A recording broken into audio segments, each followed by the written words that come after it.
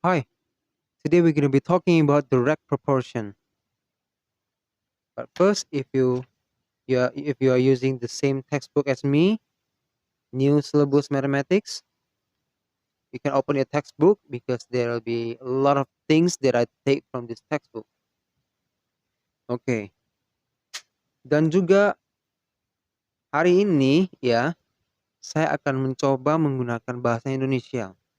Oke, ini sebenarnya adalah buku berbahasa Inggris dan biasanya saya akan ajari dalam bahasa Inggris tentunya ya. Like full English, tetapi kita akan coba biasakan menggunakan bahasa Indonesia. Oke?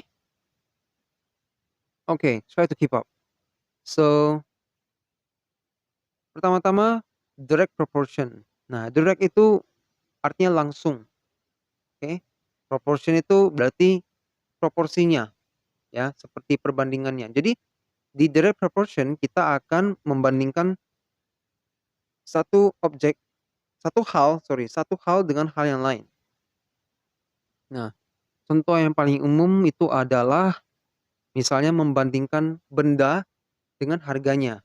Nah, contohnya misalnya harga satu buku. Nah, satu buku misalnya harganya Rp5.000. Satu buku Rp5.000. Maka dua buku harganya berapa ya? Harganya tentu saja Rp10.000, benar ya? Karena kan kita kali dua ya, kita sama-sama tahu pasti dikali dua.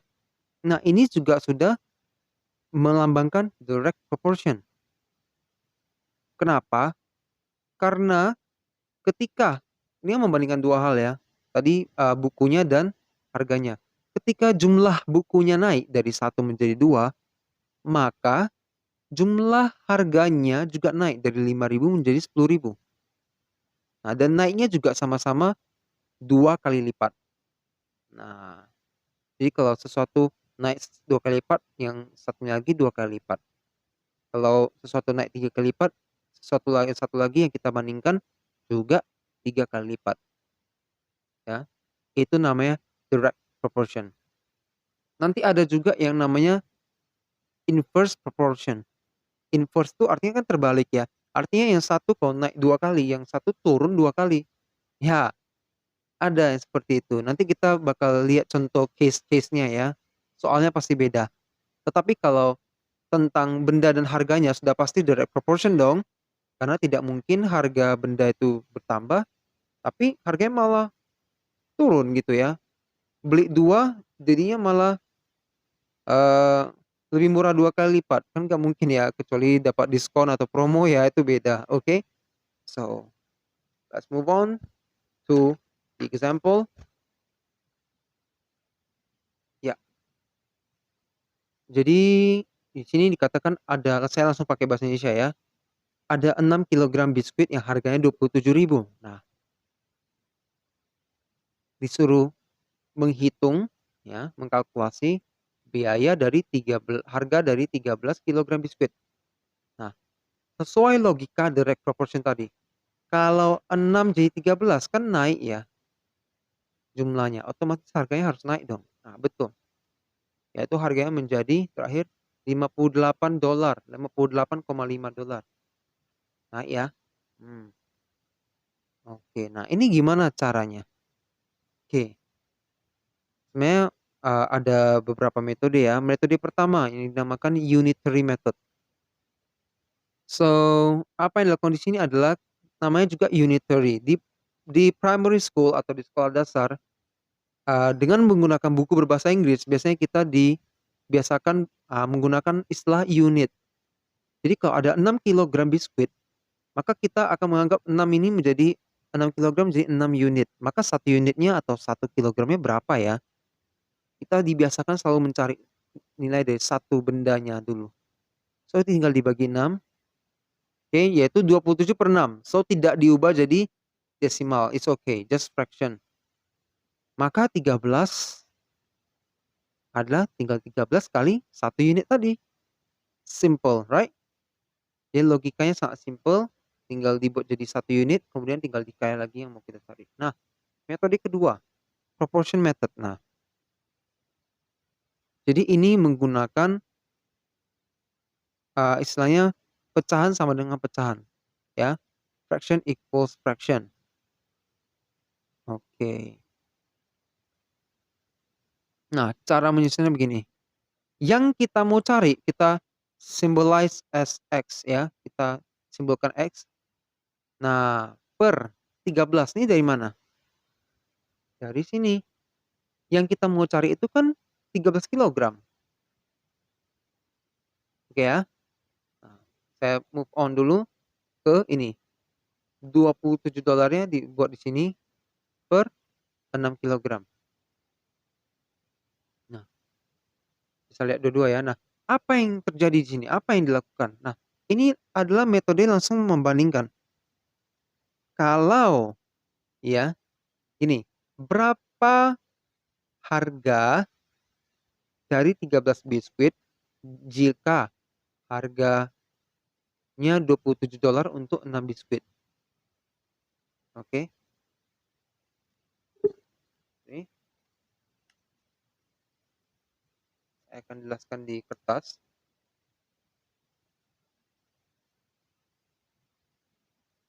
Oke. Nah, tadi kan harga 6 biskuit itu $27 ya. Ditanya berapa harga 13 biskuit? Jadi seperti ini kira-kira. 6 biskuit 27 harganya. Kalau 13 biskuit harganya berapa ya? Seperti itu. Nih, jadi membandingkan. Jadi perhatikan di sini yang penting adalah di bawah ini adalah sama-sama bendanya atau biskuitnya. Sedangkan di atasnya adalah sama-sama harganya. Oke. Dengan membandingkan seperti ini, atas dengan bawah dibandingkan harga dengan biskuit, maka kita bisa mencari harga dari 13 biskuit. Tinggal dipindah dengan metode apa? Cross multiplication, right? Ya. Atau kalau di case ini, oke, kita coba cross multiplication dulu. 6 kali X, 6X. 13 kali 27. Oke. Maka ini sama dengan 13 kali 27. Nanti 6-nya baru dipindah. So ini saya coret atau saya cancel. Dan saya taruh di sini. I put here. Maka jawabannya kalau dihitung adalah 58.5. Just like that. Okay. So it's and I prefer this method ya. Saya lebih recommend this method daripada ini. Ini mungkin terlihat lebih simple awal-awalnya, tetapi nanti apalagi sudah SMA akan banyak terjadi case di mana kalian perlu pakai direct proportion dan pakai ini sudah sangat tidak efektif, sangat lambat ya. Pakai ini lebih cepat dan lebih reliable, lebih dapat diandalkan di berbagai situasi. So, oke. Sekarang kalian sudah tahu cara menyelesaikan direct proportion. Nah, ini ada contoh soal lain sama 50 gram dari ini ya, manisan atau permen, maybe harganya ini. Nah, bagaimana harga dari 380 gram ini? Nah, sama, tentu ya 50 $210. 50 $2,1 sorry ya. 50 gram $2,1. Nah, bagaimana bila 380 gram? Di mana kita taruh 380 gram? Ingat, dalam compare atas sama bawah, berarti harus sejenisnya. Berarti 380 gram kita harus taruh di atas, biar sama-sama gram itu sama-sama di atas. Maka cost-nya ini atau harganya ya ikut ini. Ini kan harga.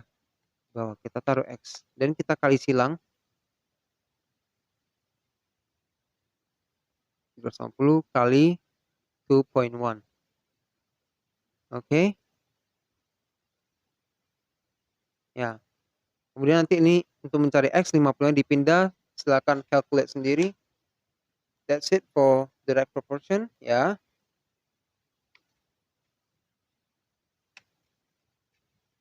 Oke, nah sekarang kita akan mencoba melihat dari grafik. So,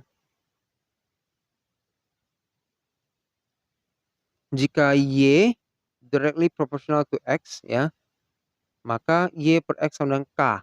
Apa ini K? K ini adalah sebuah constant atau konstanta. Nah,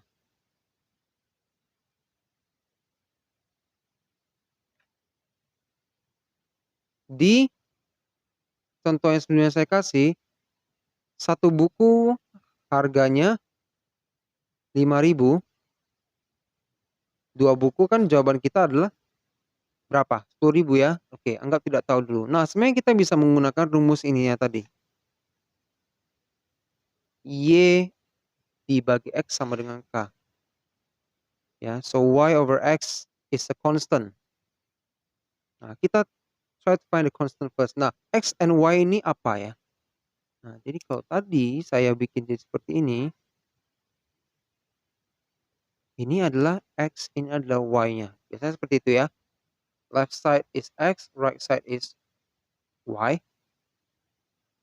Nah, kita kerjakan atas dulu. Nah, untuk atas, X-nya 1, Y-nya 5.000, benar ya? X-nya 1, Y-nya 5.000. Maka K sama dengan ya 5.000 juga kebetulan ya. Oke. Maka untuk mencari ini, kita bisa juga pakai rumus yang sama. Nah, constant itu namanya juga constant. Apa artinya constant? Constant itu artinya tetap. Nah, artinya nilai K itu tidak berubah selama masih di soal yang sama, masih di question yang sama. Oke. So, constantnya pastinya 5.000 dapat dari sini. Oke. Sub I arrow X-nya. Nah, sekarang lihat ini. Kita kan mau membahas case yang kedua ya. Bagaimana kalau dua buku? Nah, Y-nya berapa ya? Saya tetap buat dalam Y. Maka Y sama dengan 5.000. Ini pindah. Over 2 become times 2. Ya, bagi 2 jadi kali 2. Maka jadi 10.000. Oke. Ya, so we got 10,000. Itu adalah cara rumus. Nah, kenapa tadi saya ajarkannya pakai cara yang ini lebih baik? Ya, benar sebenarnya lebih baik. Jadi, kapan pakai cara yang ini? Yaitu cara yang perlu cari konstannya ketika kita membuat grafik sebenarnya. Lihat di sini. Ini ada number of days dan fine. Nah, jadi di sini fine ini artinya denda ya. Denda. Jadi di sini ya, misalnya kita pinjam buku di perpustakaan nih. Pinjamnya 3 hari ya. Kita 3 hari harus balikkan. Nah, kalau lewat 3 hari biasanya gimana perpustakaan itu? Library ya. Mereka akan mencaskan denda. Kita akan dikenakan denda, fine. Oke. Nah, di sini ada. Kalau 1 hari dendanya 15 cents. Kalau 2 hari berapa? Ya, sebenarnya pakai logika sudah tahu 30 sen. Atau tadi kita bisa pakai ini. Jadi kan ini misalnya ini X ini Y ya. Jadi konstannya berapa? Y over X. 15 over 1. 15. Dengan K yang 15, bila X-nya 2 gimana? Dengan K yang 15, bila X-nya 2, maka Y sama 50 times 2, 30. Right? Nah, 30. Memang sebenarnya pakai logic saja sudah bisa nih ya. Ya, jadi sometimes we do this ya kalau memang misalnya ya angkanya mungkin lebih sulit, lebih besar, ya mungkin kita perlu bantuan yang seperti ini ya. Tetapi untuk soal ini memang pakai logic saja sudah bisa. Atau kita tambah 15 saja ya. Nah, kenapa kita perlu pakai rumus ini, cari konstan untuk bikin ini? Kenapa tadi? Karena tadi kita mau membuat grafik ya, grafiknya. Yang dimana kalau kita punya kertas grafik atau di buku tulis matematika yang kotak-kotak kecil, kita bisa plot grafik seperti ini. 1, 2, 3, 4, 5. Ini adalah jumlah tadi cents-nya, 50 cents. Dan kita bisa plot. Jadi kalau tadi 1 hari kena 15 cents kan. Nah, ketemu di sini kita titik telatnya 2 hari dendanya 30, kita harus bayar 30, titik. Ketemunya di mana titik, titik, titik, titik, nanti kita tinggal tarik garis, seret, jadilah satu garis yang melambangkan sebuah direct proportion. Seperti itu ya. Ya, a straight line that passes through the origin. Origin itu nih ya, titik nol ini ya.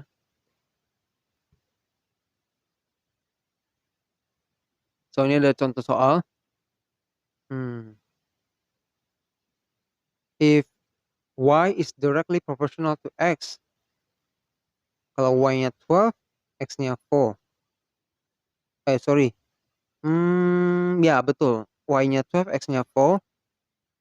Maka find an equation connecting the x and y. Nah, equationnya tadi adalah yaitu rumusnya tadi. Y over x is equal to k. So kita pakai ya. Y equals to k times x. Nah, by the way ini sama saja ya. Kalau saya kali x-nya ke sini, ini kan y sama dengan kx ya, sama ya. Jadi jangan bingung ya. Nah, y sama dengan kx. Nah, maka x-nya 4 ganti, y-nya ganti jadi 12, maka k itu 12 over 4 jadinya 3.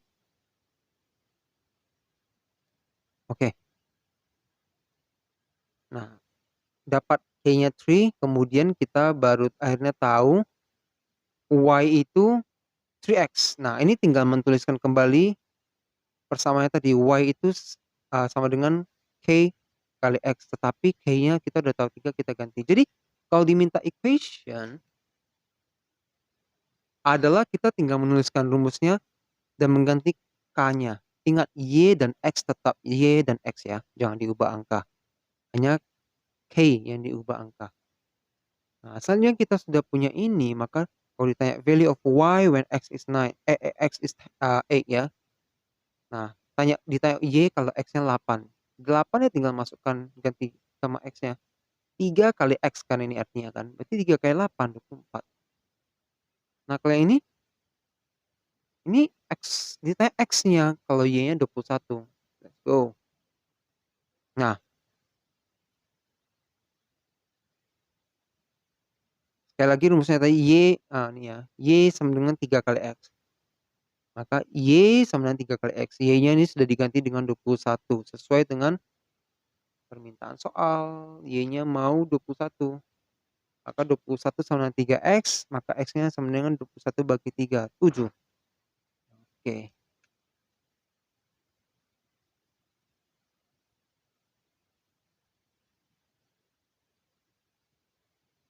Nah, di sini ada ya soal. Ini mungkin agak sulit, tetapi kita akan coba mencerna.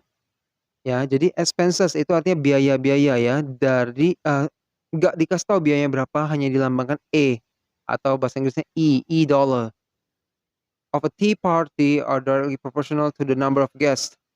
Nah, ini di sini kita bisa diartikan ya biaya dari pesta T-nya ya kan directly proportional dengan jumlah tamu. Ya, jumlah tamunya kalau makin banyak, biaya tehnya, biaya pestanya makin banyak dong. Nah, ketika ada 30 tamu, biayanya $210 nih. Oke. Maka kita bisa pakai rumus tadi, Y sama dengan K kali X. Nah, ini adalah jumlah tamunya X, Y-nya adalah harganya. Maka K sama dengan 210 bagi 37. Berarti E ini adalah 7N. Nah, kenapa 7N? Y ini, ya tadi kan Y, mana nih? Y sama dengan K kali X ya. Nah, Y ini dia ganti jadi E. Harganya kan, dan jumlah tamunya tadi katanya N. Nah, ini dia. Bisa agak membingungkan ya. Tapi nggak apa-apa lah. Don't be confused.